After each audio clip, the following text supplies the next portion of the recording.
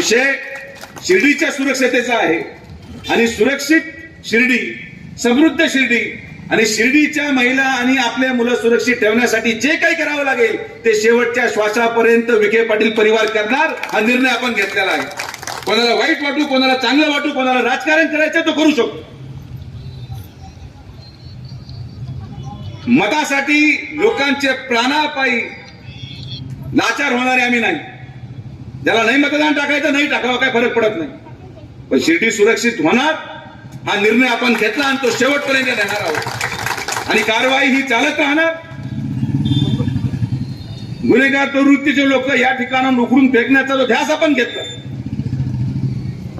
पक्षविरहित, आणि मी पोलीस यंत्रणेला देखील विनंती करेन की जी कारवाई चालू आहे, काही लोक जातीचा रंग द्यायचा प्रयत्न करतील, काही लोक महामानवांचं नाव वापरून